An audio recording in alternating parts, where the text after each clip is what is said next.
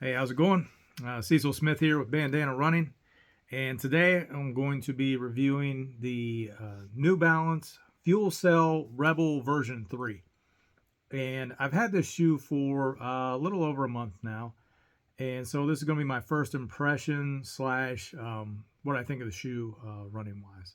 And I have run a race in the shoe. As a matter of fact, first one I ran in it today, the Mustache Dash, and unfortunately, it was the last time that race will be run, according to the race director, and it was huge turnout for that race. So congratulations to them. I'll give a little more information on that and how I ran in the race later, though. But for now, let's just dig into the shoe, some stats on the shoe, and what I think about it. So this is the version 3 of the shoe. It's actually been out for a while. Version 4 is actually out now. And I had the chance to try version 4 on, and I still went with the 3. And I'll tell you why. If we want to just talk about the shape of the shoe here for a minute, is that the heel counter they changed on the 4. So where they have this flared out piece now, which I thought felt better between the two shoes, and that's kind of why I went with the 3. On the 4, they put a more solid heel counter back here that kind of came up and kind of leveled off about right here, and there was no flare on it, and it just was really rounded, and I just didn't like the way it felt. It kind of felt like the Nova Blast 3s to me, where that heel cup just kind of hit right on my Achilles, right in the wrong spot. So I thought it was going to cause issues for me long term. I don't know how it would have been short term, but it just kind of hit in the wrong spot, and I'm like, I'm not going to do this, even though it's a newer shoe, a newer version of the shoe. I kind of like some things about the 3 anyway, so I've been looking at it. I was waiting for the price point to drop, but it got down to 95, and I got it on a discount, so it was a decent deal. Nothing special, but it wasn't $130. I'll put it that way. So it was good price point for the shoe, and it was a shoe that I wanted to try as well. I liked the FuelCell Rebel when it first came out. I thought it was an interesting looking shoe. Compared to the 3, the ones actually had a really odd protrusion that came out on the inside of the insole, where it kind of jutted out to the inside. So it looked a little odd, if you were looking at the shoe. And it was something that I think maybe provided some stability to the shoe, but it also had kind of like a booty top to it where it didn't have a true tongue in it. And I wasn't a huge fan of that. I don't like the booty type feel of an upper like that. So if I ran across it, I would have given it a shot, but I never actually ran across the shoe. I never got a chance to try it on. It was kind of like a special order type thing. It wasn't really in the stores. It was also right around COVID too. So it was something that, where all these other shoe companies were throwing stuff out there. That was kind of like the New Balance attempt, in my mind, of like a trainer that was built more for speed, but maybe a low-end racer as well, which was kind of the category where I think this shoe actually fits in. So some stats on the shoe, on this particular version 3, it's 7.4 ounces. So on the lighter side, kind of in that same area as the Brooks Hyperion, but the midsole is very soft. The FuelCell foam is incredibly soft, and I haven't ran in New Balances before. I've put on the 1080. I've put on an 880 or 860 or whatever it was, and those foams, like, they feel different. I think it's like the Fresh Foam, or the More also has kind of like that Fresh Foam, like really thick, really cushion. Like I call it like a max cushion trainer. I think they're a little bit heavier as well. This one's really light. The foam on it's light, and it's very, very squishy. I think it's the best way to describe it. There's a lot of compression here, and that 7.4 ounces, the way it's built into the shoe, I've seen a couple of different numbers. So Run Repeat did a test on the shoe, and they had a drop of around 8 millimeters. And from New Balance, they say the drop is around 6 millimeters. And I think part of what that is Run Repeat cut the shoe in half and like actually measure it with a micrometer. So I figure they're accurate. But when you're cutting a shoe across, the way this foam is, it may expand a little bit more if you don't have everything kind of like pulling it tight together. So that 6 millimeter drop is probably fair. The other piece that I think is actually makes the drop maybe a little bit worse. If I like to run, kind of midfoot, and maybe with some heel compression. Like, I'm not a heel striker per se, but I will land like kind of flat. And if a shoe doesn't have a rocker or a plate in it, something where you're, kind of rolling off into it, like this shoe, like you hit and it just compresses. There's no natural built-in motion to the shoe to kind of throw you forward. It's all on the foam to compress and then expand and push you off that way. So to me, if you're landing kind of solid and compressing that heel, it may actually be more than a 6 millimeter drop. I'm a heavier runner, so I'm running 190 pounds plus, and to me, you get that midfoot strike, maybe a little bit of heel, kind of landing hard. I felt it before, like in a Hoka Rincon, which is very soft midsole, but it was also like a 4 millimeter drop. And if you're coming from a high drop shoe, 12 millimeter drop, like in a Brooks or a Brooks Ghost, something like that, into something like this, it's a 6 millimeter that's also squishy, that drop may be more. And I think, to me, I feel it in my Achilles, or at least in my calf. And I'm not saying it's straining it. I'm not saying it's hurt. It's an adjustment period to get used to the shoe. The shoes these days, rarely do they, especially, good shoe manufacturers like New Balance, Brooks, Hoka, Asics. Those shoes are good to run in out of the box. So it's not a break-in period for the shoe. But if you're running a shoe that has a high drop and you're transitioning to a shoe like this, it says 6 millimeters, but really if you have a midfoot to rear foot strike, the compression is probably going to be worse. And to me, there's an adjustment period there because my calves did feel kind of strained in the shoe when I first started running in it. So that's just kind of an adjustment period. The heel, the stack height for the shoe, listed from the manufacturer is 29.5. They measured at 31. So kind of that same thing. I think if it's, you cut it in half, it's maybe expands a little bit. But when everything's together, if you could get around here and measure it, okay, maybe it's around 30. But, lower profile shoe, which I think helps with the stability of the shoe. Running in the shoe, I haven't had any real stability issues, which is, kind of interesting for a shoe that has as much give into it. But I think because of the lower profile, it's not a 40 millimeter stack height or 38 millimeter. So you've lost a good bit of that height, you don't have to deal with. So you're closer to the ground.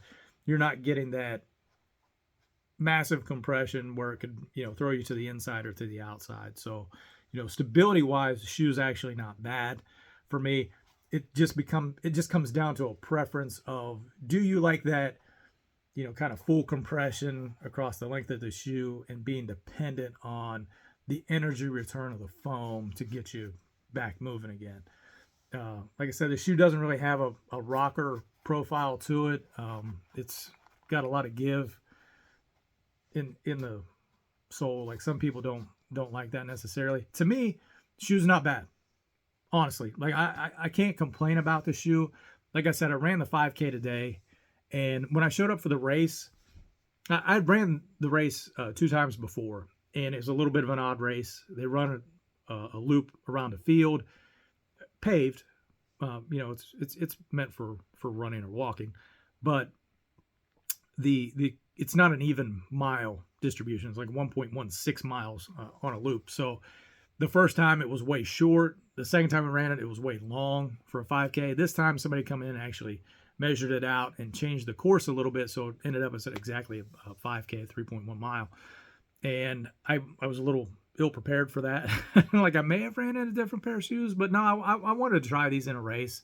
So, my expectation was either going to be short or long. I wasn't really going to go all out, but then was like, hey, this is a 5K, legit 5K. I was like, all right, I'll try. And actually ended up running a PR. I'm not a super great runner. Like, don't take anything that I'm saying. it was only a 25:08. So, somebody that's running sub 20, or, the guy that won the race was, I think, ran in the 17. So, like, I mean, there's some good runners there. I actually finished 8th, so not bad for me. One spot out of actually getting a, real medal or plaque. They actually had plaques that they were giving away because this was the last race. But, we did end up with a medallion in honor of the former race director as well. And also the race is in honor of Nick Mustachio, who passed away from a battle with lymphoma. So this was a good race, understand completely with Emily doing it for 10 years where she didn't want to continue doing the director part anymore. Actually ran in the Debbie Green race where Ron Green had run that race for 25 years and was kind of like, I started for my family. I want to get back to being around my family because it took a lot of his time. And today's race had 79 people in it. Last year it had 11. So big jump up. And props to Carl Kondrak, who came in and helped, fill that director spot, kind of on short notice, I believe, as well. I think Todd passed away over the summer. So a little bit of short notice for Emily. She had kind of said before this was going to be the last one. But, kudos to her for, putting something like this on. Was a great event. And, this time I'm able to get like a really good amount to donate to the Lymphoma Society. So big plus for her. And, big, thank you to her and Carl for putting that race together today. And, like I said, I ran in the shoe, my PR, so I can't complain about the shoe from being a low-end racer from that standpoint. But that, to me, that's where the shoe fits in. This is a tempo trainer, a speed trainer, if you would, or a low-end racer if you want to throw it on for race day and go out there and run. For me, no negative effects other than, like I said, the kind of a little bit of a strain in my calf to start with. I'm probably up to about 30 miles in the shoe so far, counting today. Calves didn't feel too bad today. I kind of taken 2 days off, so from any activity. I actually took a while off from running, so I was kind of surprised I actually did as well as I did. But kind of pleased with the result. Pleased with the shoe so far. Not sure how well it's going to hold up. The outsole of the shoe, there's not a whole lot of rubber here, which probably aids in the weight of the shoe. It does have like a little bit of a cutaway here, like a little bit of a trampoline part, kind of like the Asics Nova Blast. So a little bit of geometry here to maybe help with that energy return. But you have all this exposed foam, which is probably going to wear out relatively soon. Like I said, I'm about 30 miles in. So, right now the wear is not too bad. As far as traction goes on bad surfaces, I wouldn't run on the shoe in a wet surface. It's not great. Dry, perfectly fine. But, in inclement conditions, probably not great. As far as the upper of the shoe, it's got like it's got a little bit of a plasticky feel to it, but it's got a good bit of give in it. The laces that they gave with the shoe, there's no give in them. They're cloth laces, but they don't have enough reach to really lock in the runner's knot. I tried a runner's knot with it. It's a little short on the laces, and also it comes across really tight. This has got one of the flimsy cloth tongues. Not bad. It doesn't rub on the top of the foot, so no hot spots. Nothing bad to say about the tongue really. Even for a thinner tongue, obviously it helps with the weight. It was okay. Just the laces, trying to get them figured out. It doesn't really need a runner's knot to be kind of locked down. The heel, even with the flare out, kind of feels secure in it. So I don't feel like I'm flying out of the shoe. It's got a little bit of an indentation here that comes in and kind of cups to the ankle, but without it being abrasive to the ankle or the Achilles. So good on New Balance for that. Like I said, on the 4, I think it was a little bit of a step back. And also on the 4, they kind of brought that inside protrusion back where it sticks out a little bit more. I didn't really like the design of the 4 that much, to be honest with you. I'm not crazy about the colorway that they had for the 3, but it's all that they had left. My last pair of shoes, the Nikes Reacts, were white as well. I'm not a huge fan of white. I like a little bit of color in my shoes. I'm not a huge fan of this particular color style. You know, not that I'm saying I'm not a fan of the pink, but not a fan of the pink.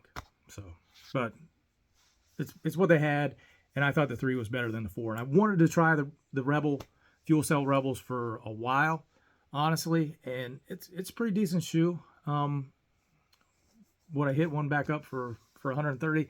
I think the price of the 4 was actually comparable with the 3 when I bought the 3s. So, you know, I don't know how well the 4 is going to do, to be honest with you. So maybe when the 5s come back out, give those a look.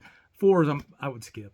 I'm not going to get them for myself just because I don't like the way that the heel counter hit, and I'm not a fan of the protrusion. I think it's a little bit heavier shoe as well, like 0.2 of an ounce or something. You know, nothing crazy. But this shoe's light. That's where the benefit is in the shoe. For the speed, it's light. It doesn't have a rocker in it, no plate, so you're not getting the energy return from those systems. It's all from the foam and just the shoe being light, helping with the foot turnover and keeping the wear on the legs down during a race. So for me, you know, surprisingly good racing shoe. You know, at least for somebody like me. If you were a high-end runner, is it something you're going to go out and get? Probably not, but it might be a good trainer. So that's where I'm going to end up on this. Overall, you know, good shoe, especially for the price that I got it. Shout out to my Bobcats. Won yesterday. Also, shout out to another MAC school, Northern Illinois, for upsetting Notre Dame recently. Way to go. Way to go, Maction.